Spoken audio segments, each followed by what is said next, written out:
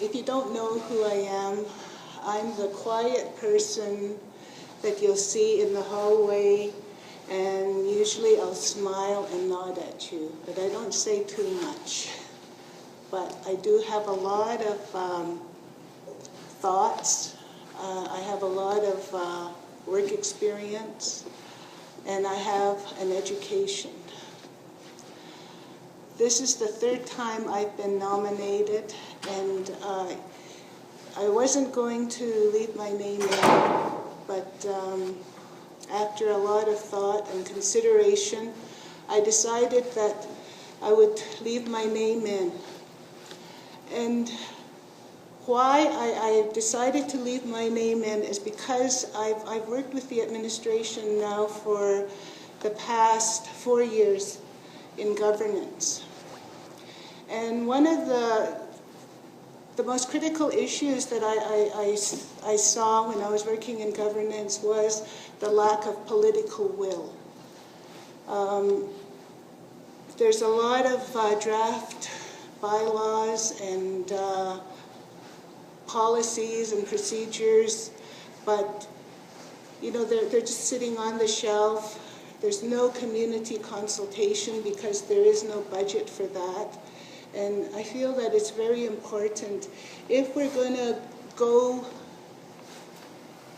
and achieve self-reliance, independence, we need to talk about what our laws are going to look like. These drafts that have been developed are drafts. That's all they are. They're just for discussion. But that opportunity hasn't been there to bring to the people, to talk about how you want your education policies, what do you want them to look like, how you want the land, what kind of policy should be in the land allocations, oil and gas, anything that has to do with land, and all the other issues, housing. It's just not there. Residency, trespassing, all of those. A few months ago, I was transferred to another job, and I'm working now on the hotel and casino expansion project. And one of the things that I have noticed, and I have a lot of respect for our leaders, and I know they do their best. There are two things that I've seen just working on this hotel expansion project. There are two things. If our leaders are going into economic development, there's two things that you look at. One, you're going to get into economic development simply to generate revenue. That's all. Or you get into economic development to not only generate revenue, but also to create employment. And Sit-INA has chosen to go that route.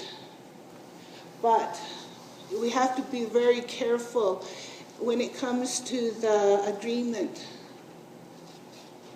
with the partner, and making sure and insisting that our nation members get those jobs.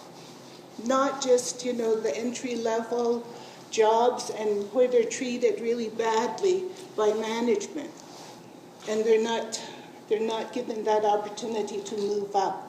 I think it's really important when leadership is negotiating that it's in there that our people get those jobs, and to make sure that there's enough resources to get them through the training and on-the-job training and everything else that they need to get into the work, and to make those jobs meaningful for them. So those are just a couple of things that I'm looking at. Thank you.